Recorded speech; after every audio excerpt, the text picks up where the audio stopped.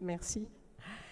Moi, je prends la parole 2 secondes, enfin 1 minute peut-être, pour introduire surtout les 2 propos qui vont suivre avec les professionnels qui sont sur le terrain et qui vont vous exposer certaines propositions d'accompagnement qui sont proposées. Alors, on pourrait parler des ressources et se dire, finalement, voilà, il y a tout ça. Comme toujours, on se dit ça fait beaucoup, en même temps, on sait tous que ça fait pas beaucoup, qu'on ne trouve pas toujours les ressources adaptées. Et puis, ça donne un peu le vertige. J'ai mis le maximum d'acronymes, je pense qu'il y en a un minimum, je pense qu'il y en aurait encore d'autres. Donc ça, c'était juste la blague, parce qu'on ne va pas parler sous cette forme-là, sinon déjà, on ne s'en sortirait pas. Et ce n'est pas forcément le plus intéressant. Comme on disait tout à l'heure, ce qui compte surtout, c'est de trouver, de donner du sens aux accompagnements, de leur donner des bons objectifs et donner du sens pour la personne accompagnée, c'est comme ça qu'elle évoluera bien. Donc, on reprend les concepts qui ont déjà été largement dits tout au long de la journée, de se poser les bonnes questions au départ sur les difficultés et les forces de la personne, ses besoins de soutien en fonction aussi des attentes de l'environnement.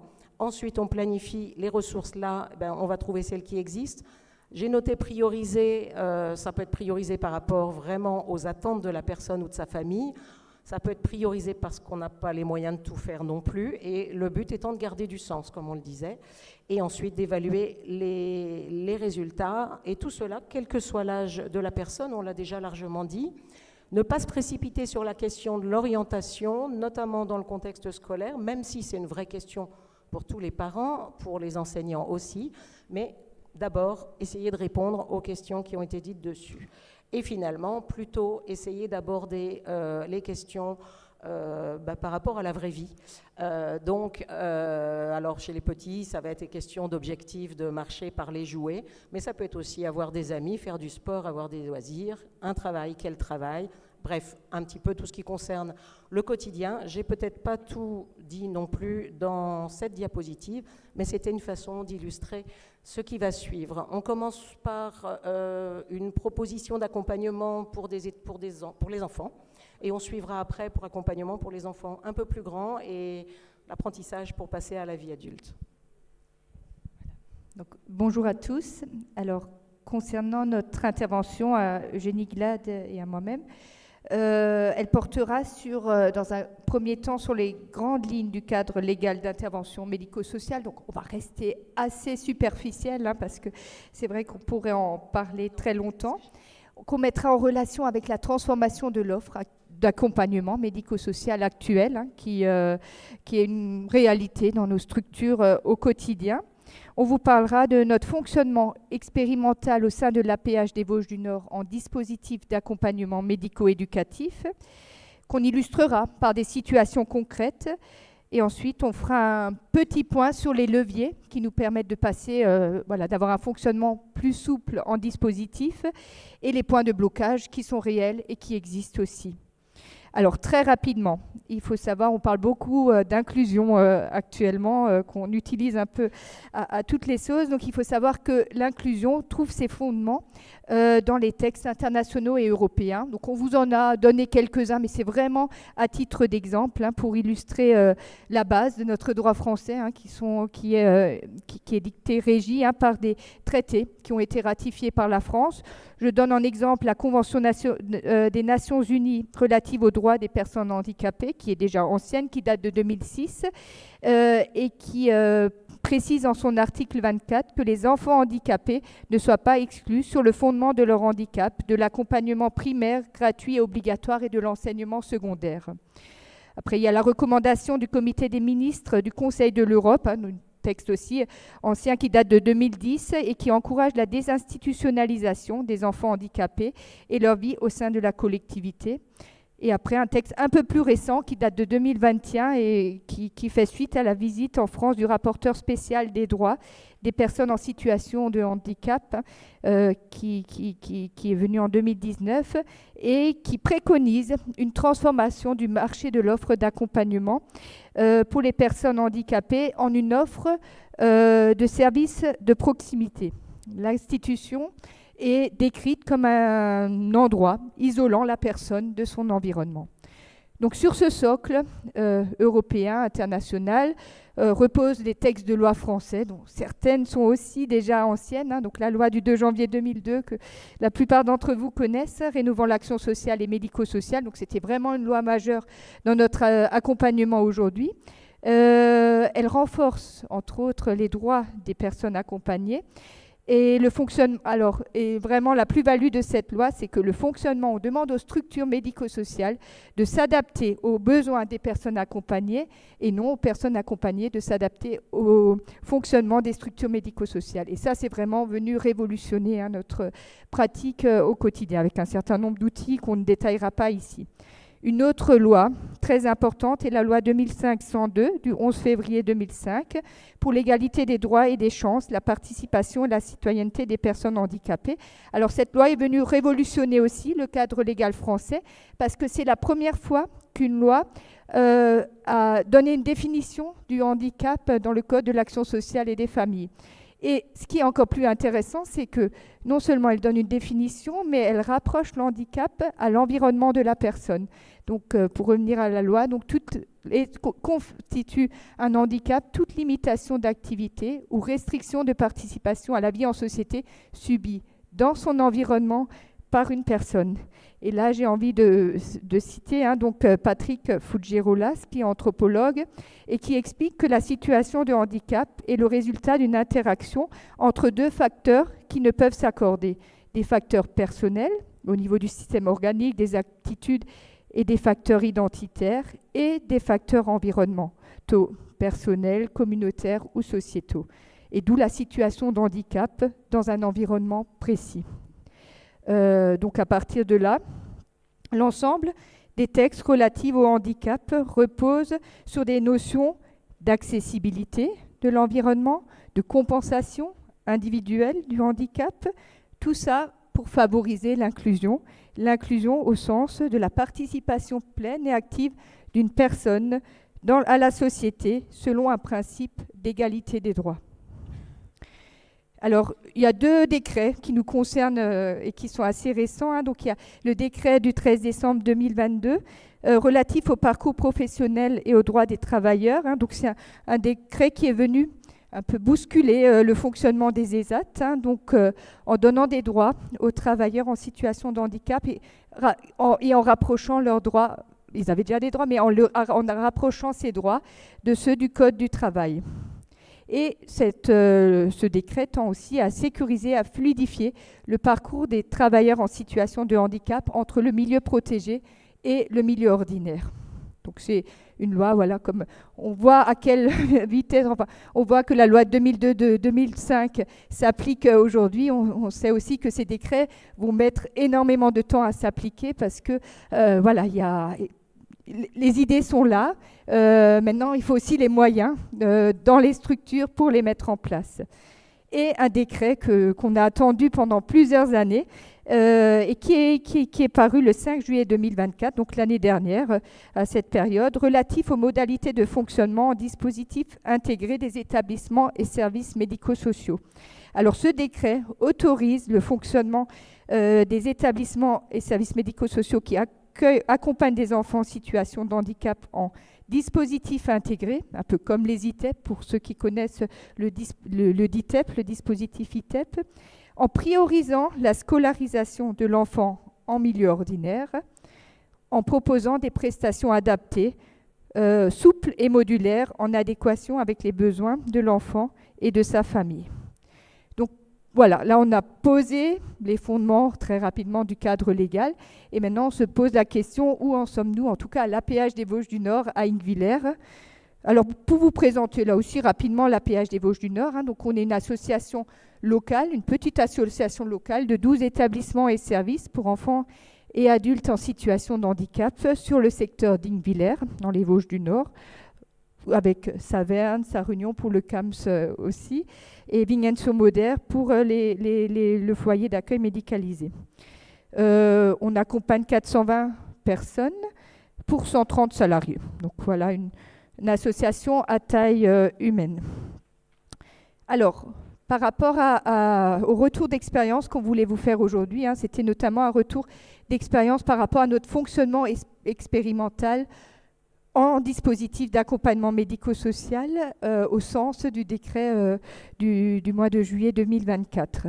Donc, dans l'idée, c'est de fusionner les moyens entre l'accueil de jour, l'IME, et l'accompagnement ambulatoire, le service d'éducation spécialisée et de soins à domicile, en partant sur une logique de parcours et plus de place en établissement médico-social.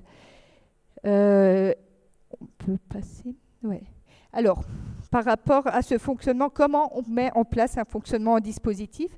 Tout part d'une ouverture de droit, d'une notification de la MDPH, d'orientation vers un IME, vers un CESAD, vers une plateforme autisme, parce qu'on a aussi une plateforme autisme sur le territoire. Donc, on démarre un accompagnement. Alors, on le verra après, il y a la tension liée aux places, et ça, c'est une réalité sur le territoire que connaissent toutes les structures. On manque de réactivité. Ce n'est pas faute de vouloir, mais on dit souvent qu'on est au maximum de ce qu'on peut faire. Donc, on démarre un accompagnement très souvent par un accompagnement ambulatoire, très souvent par un CESAD ou la plateforme autisme, parce que cette modalité d'accompagnement nous permet d'avoir une évaluation, de faire une évaluation plus fine des besoins des enfants, des attentes de sa famille. Et est-ce qu'il y a encore des possibilités que cet enfant poursuive son parcours dans son environnement, dans son école de secteur, dans sa crèche, dans son périscolaire, dans son centre de loisirs. Et donc, après cette évaluation, on réfléchit en interne, au sein de nos différentes modalités d'accompagnement, quels moyens on peut mettre en place, IME, CESAD, on a aussi un dispositif d'autorégulation, une unité d'enseignement maternel pour enfants autistes. Donc peu importe la modalité d'intervention, l'idée c'est de soutenir le parcours de l'enfant et toujours son parcours en milieu ordinaire. C'est-à-dire que l'accompagnement inclusif est priorisé, l'accompagnement qu'on peut proposer, médico-social, ne vient pas se substituer à l'accompagnement qui peut être proposé dans l'environnement de l'enfant, mais par contre, nos professionnels vont aller dans cet environnement et contribuer à l'adaptation et à l'accessibilité de cet environnement. Alors, on peut proposer plusieurs modalités d'accueil et d'accompagnement. Il y a de l'accueil de jour, d'une demi-journée à 4 journées et demie par semaine. On n'a pas d'internat, on est uniquement un accueil de jour. Un accueil pour un atelier spécifique ou un temps thérapeutique. Un enfant de l'école d'Ingviller en face venait, par exemple, pour travailler autour des émotions, participer à un petit groupe de travail autour des émotions avec d'autres enfants qui étaient accueillis en IME. C'était possible parce qu'il était scolarisé à l'école qui est juste en face de l'IME.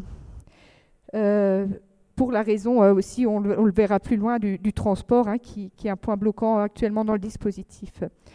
Un suivi ambulatoire, ça c'est vraiment la base du fonctionnement, c'est un suivi ambulatoire sur le lieu de vie, d'apprentissage et de socialisation de l'enfant.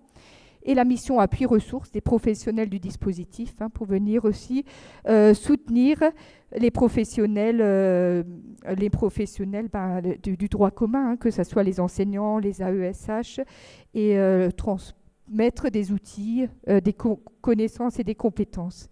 Alors, l'idée du dispositif, c'est que les prestations proposées sont individualisées en fonction des besoins de chaque enfant. Effectivement, donc, on a des moyens qui nous permettent de proposer un accompagnement collectif, mais on essaye, à travers le projet personnalisé, les objectifs d'accompagnement, d'individualiser au maximum l'accompagnement à chaque enfant, aux besoins de chaque enfant. Alors, on n'est plus. Alors là, j'aimerais citer Jean-René Loubat, qui est psychosociologue et qui disait, qui mettait un peu notre organisation en dispositif en corrélation avec l'organisation traditionnelle. On n'est plus dans une idée de package, de prestations complètes à prendre ou à laisser, mais on est plutôt dans de la co-construction avec l'enfant, la famille, pour répondre au maximum à ses besoins. Et ça vient changer notre façon de voir l'accompagnement et nos missions aussi, parce que la question de départ n'est plus quand l'enfant va-t-il être admis en IME, mais notre question de départ, c'est que doit-on mettre en place pour que l'enfant puisse rester le plus longtemps possible dans son environnement.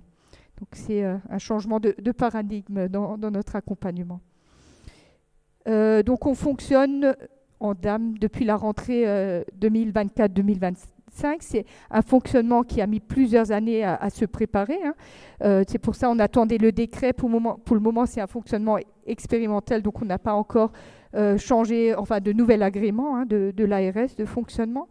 Et voilà, le fonctionnement donc en dispositif, donc ce qu'il entraîne, enfin c'est, et ce qu'on avait déjà avant, c'est un fonctionnement non plus à la place. On a, par exemple à l'IME, je donne un exemple, on est un petit IME, on a un agrément de 35 places, mais actuellement on suit une cinquantaine de situations d'enfants pour 37 équivalents temps plein, parce que les enfants ne vont plus venir du lundi au vendredi. Certains enfants vont venir le lundi, mardi, d'autres le jeudi, vendredi, et donc dans le soutien et aller le reste de la semaine à l'école. Et à l'école, on le souhaite sur des journées complètes et pas sur 1 heure, 2 heures, comme vous l'avez dit, Madame Propp, c'est comme on l'entend trop souvent, et ce qui est une aberration aussi dans le système. Alors, je vais laisser la parole à ma collègue Eugénie Glad qui va vous donner illustrer ce fonctionnement avec quelques exemples d'enfants. Je vais vous présenter la situation de Tom, du coup, qui a 9 ans. Alors, on accompagne Tom et sa famille. Il présente un trouble du développement intellectuel moyen. C'est un enfant qui est non-verbal. Il est accompagné par une coordinatrice de parcours et la famille a pu nous expliquer que leur souhait principal, c'est que leur enfant puisse continuer une scolarité en milieu ordinaire, mais qu'en plus de ça, ils aimeraient qu'on aide Tom à développer sa communication et ses interactions sociales. Ils aimeraient aussi qu'on l'aide à développer la motricité fine et globale et développer son autonomie dans les gestes de la vie quotidienne. Du coup, pour permettre de réaliser tout ça, on a proposé un accompagnement scolaire. Du coup, il est scolarisé en classe de CE1 avec le soutien du dispositif Ulysse, les lundis et mardis, pour travailler tout ce qui est compétences scolaires. Il est accompagné par le CESAD à raison d'une séance hebdomadaire pour développer tout ce qui est communication alternative et augmentée dans ces différents lieux de vie, en soutien aussi à sa famille, et c'est un travail qui se fait aussi en parallèle avec l'orthophoniste chez qui il va 2 fois par semaine, où on travaille en lien, du coup, pour vraiment lui permettre de généraliser ses compétences. Il est accueilli à l'IME le mercredi matin, jeudi et vendredi journée, où on lui propose des ateliers de développement par rapport à tout ce qui est en lien avec l'autonomie et les interactions sociales. À côté de ça, Tom bénéficie aussi d'une séance de kiné par semaine et d'une séance de psychomotricité qui lui sont proposées sur son temps où il est accueilli à l'IME. On travaille aussi avec les partenaires du sport, du loisir et de la culture. Et à ce titre-là, Tom bénéficie il est accueilli en club de judo et l'éducateur du CESAD fait le lien avec l'éducateur du club de judo, justement s'il y a des besoins particuliers ou des questionnements par rapport à tout ça. La famille est très satisfaite de cet accompagnement et elle aimerait que ça puisse se poursuivre comme ça, au moins jusqu'au passage au collège. On vous présente également la situation de Lisa, qui est une jeune femme de 17 ans, qui présente un trouble du développement intellectuel léger. Elle a des difficultés motrices. Il y a eu plusieurs évaluations somatiques qui ont été faites. Pour l'instant, on ne connaît pas l'origine de ces difficultés. La famille souhaite une scolarité en milieu ordinaire et pour eux, ce qui est très important, c'est qu'elle puisse obtenir un diplôme.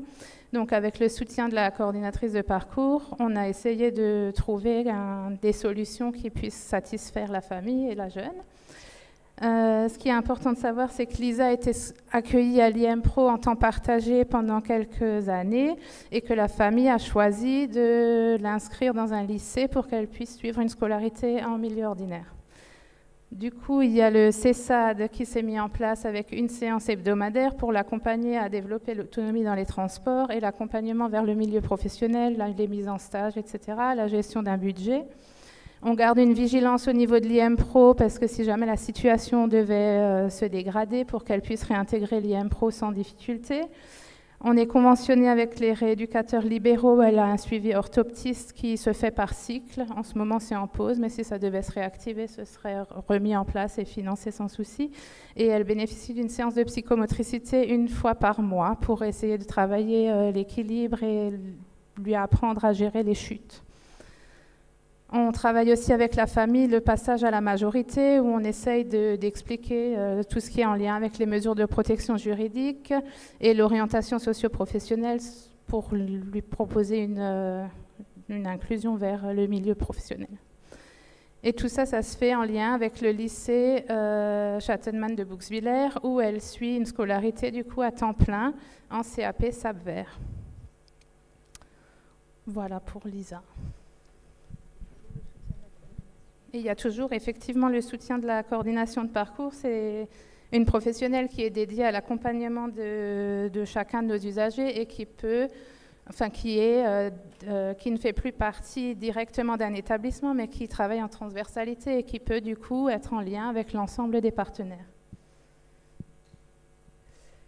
Les missions de la coordinatrice de parcours ou du coordinateur de parcours, c'est effectivement du coup de recueillir les besoins et attentes des familles, de créer, d'animer les liens entre les différents acteurs du projet de la personne, de communiquer, récolter toutes les informations utiles, d'organiser des temps de concertation. On attend surtout qu'ils soient innovants et au plus proche des attentes de la personne, de vraiment co-construire des parcours adaptés. Et ils accompagnent aussi les familles dans le soutien administratif des projets et les soutenir dans les différentes instances parce que tout ça, c'est pas simple. Je laisse Catherine, du coup, présenter les leviers et points de blocage. Alors, concernant ce passage en dispositif, donc vous l'avez bien compris, tout n'est pas fluide et facile. Donc, il y a toujours la question de fond, la question de la réponse aux besoins du territoire qui est largement insuffisante concernant, par rapport aux moyens qu'on a. On a un certain nombre de moyens, on va dire quand un service rentre dans la boucle, ça apporte une vraie plus-value dans l'accompagnement. Mais malheureusement, nos listes d'attente nous font qu'on manque énormément de réactivité, quoi. Donc, on sait que quand un enfant est notifié à une notification CESAD pour un accompagnement à 6 ans, et quand on peut démarrer l'accompagnement à 8, 9 ans, on a perdu 2-3 années. Et dans le développement de l'enfant, ces 2-3 années sont assez importantes. Ouais. Alors, les leviers positifs, donc favorables, on va dire, au passage en dispositif, donc c'est à l'IME d'Ingwiller, donc les temps partagés se font depuis une dizaine d'années. On a l'habitude de soutenir la place de l'enfant dans son environnement, donc ce n'était pas nouveau pour l'équipe. On a l'habitude de ne pas accueillir les mêmes enfants le lundi, mardi, que les autres jours de la semaine. Depuis la rentrée 2022-2023, on est sorti d'une logique de groupe qui était cloisonnante en elle aussi, parce qu'on avait des enfants à l'IME qui étaient entre plusieurs groupes, qui ne rentraient pas dans les groupes. Bon, on s'est dit, c'est à l'enfant, c'est pas à l'enfant de s'adapter à notre fonctionnement, c'est à nous de nous adapter aux besoins de l'enfant. Donc, il faut qu'on revoie notre organisation pour avoir une organisation assez souple pour répondre aux besoins de chaque enfant. Et donc, on raisonne plus en espace d'accueil, IMP pour les plus petits, IM Pro 1, IM Pro 2 pour faciliter, et puis aussi pour avoir un fonctionnement assez souple pour accueillir des enfants sur un atelier, une demi-journée, une journée, quoi. Donc, c'était important que notre fonctionnement de base soit un fonctionnement souple et pas cloisonné en lui. On donne une forte valeur au soutien du projet personnalisé, de ses objectifs, avec les moyens individualisés qu'on y met. Et Eugénie vous a parlé de la coordinatrice de parcours, le coordinateur de parcours. C'est des maillons essentiels dans autant le lien. On voit, il y a beaucoup d'intervenants, d'interlocuteurs entre l'école, entre le CESAD, entre l'IME, entre les rééducateurs libéraux, les familles. C'est important qu'il y ait quelqu'un qui mette du lien dans tout ce fonctionnement et redonne aussi régulièrement les objectifs d'accompagnement pour qu'on aille tous dans le même sens. Et ça nous paraît une fonction essentielle du dispositif. Alors aussi, ce projet de dispositif répond aussi au souhait de plus en plus de familles, le souhait de maintien de la place de leur enfant dans leur école de secteur, dans le périscolaire de secteur. C'est quand même beaucoup de parents et de plus en plus viennent avec cette demande-là, quoi. Et donc à nous aussi, en tant qu'établissement médico-social, de l'entendre et de la soutenir. Et puis une satisfaction aussi des familles. On a des enquêtes annuelles de satisfaction avec des familles qui sont assez satisfaites par rapport à l'accompagnement proposé. Alors, il faut savoir que le dispositif, alors c'est très innovant en Alsace, mais il y a d'autres régions qui le pratiquent déjà, enfin, ce fonctionnement depuis des années, quoi. Je citerai l'Eure-et-Loire, où il n'y a plus du tout d'IME et de CESAD, il n'y a plus que des dispositifs qui sont territorialisés, donc ce fonctionnement dans d'autres régions existe déjà et est bien avancé.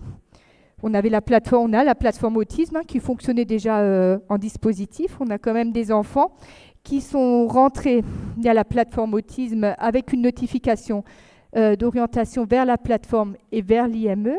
Et une fois que l'équipe de la plateforme est intervenue à l'école, à partager, à travailler avec les enseignants sur l'accessibilité, les adaptations, à expliquer les besoins de l'enfant, les adaptations pédagogiques nécessaires aussi, l'enfant, on ne parle plus d'IME, l'enfant a pu continuer, c'est pas la plupart des cas, mais là c'est un exemple qu'on a dans la tête et qu'on cite souvent, mais l'IME n'est plus évoqué. Donc on est vraiment dans de la prévention aussi d'entrée en établissement médico-social.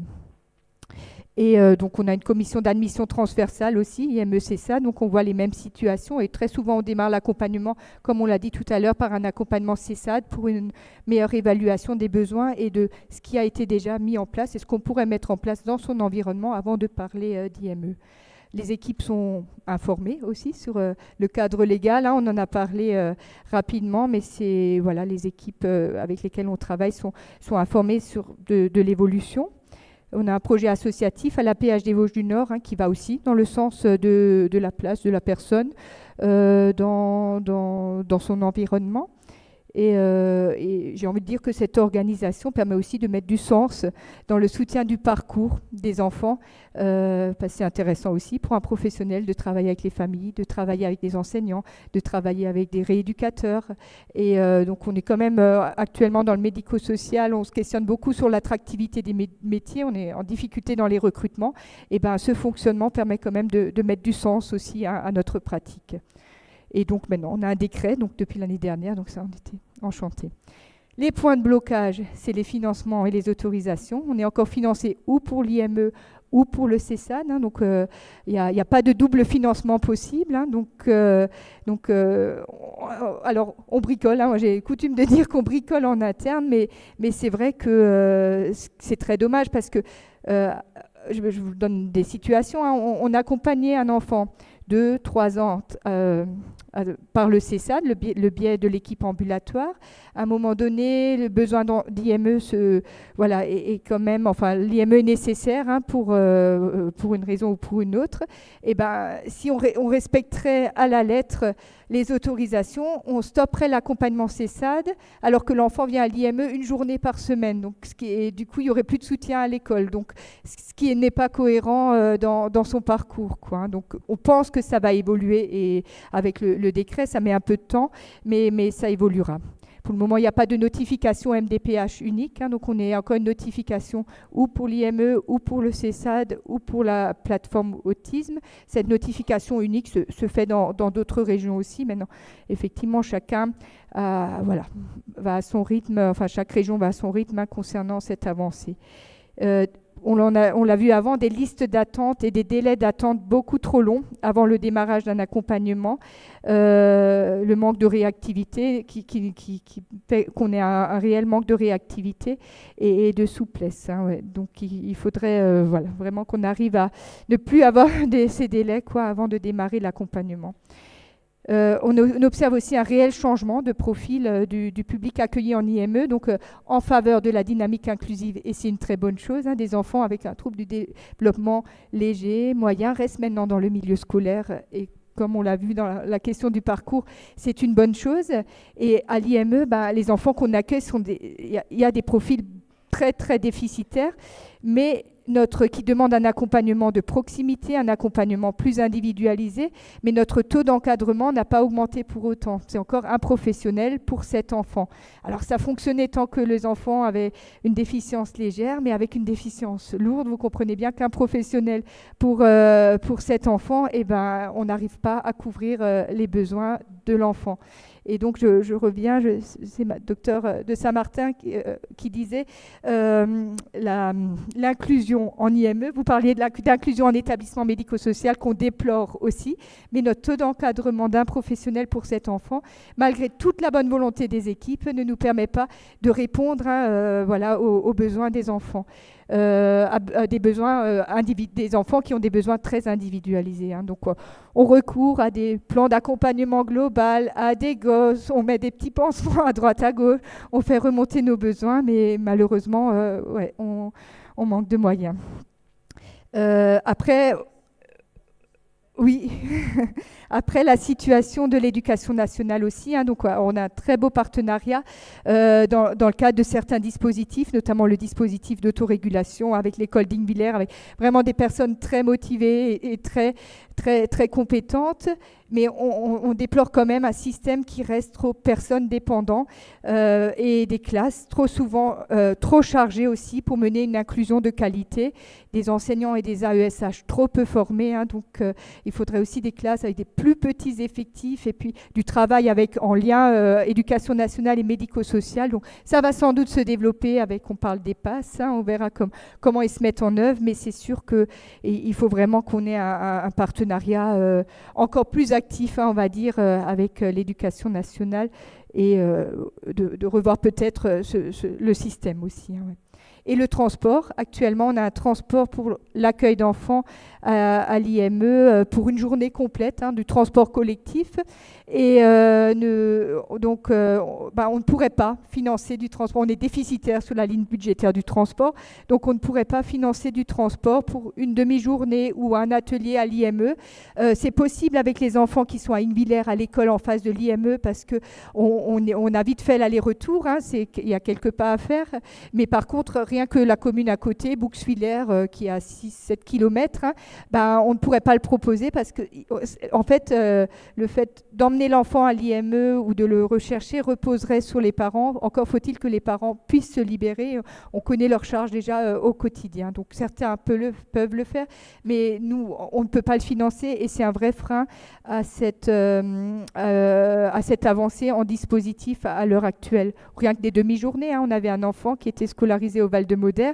La journée complète d'école, c'était beaucoup. La demi-journée, ça tenait. Et on n'aurait pas pu financer le transport entre l'école et l'IME à midi. Ça, c'est pas quelque chose qu'on pouvait prendre dans notre budget. Et il n'y avait pas d'autre solution pour permettre à cet enfant de venir à l'IME sur l'après-midi. Donc, on a dû le maintenir sur une journée complète à l'école, alors qu'il y aurait peut-être d'autres aménagements qui auraient été possibles avec des financements adaptés. Donc, voilà. Je crois qu'on arrive au bout. Voilà, merci de votre attention.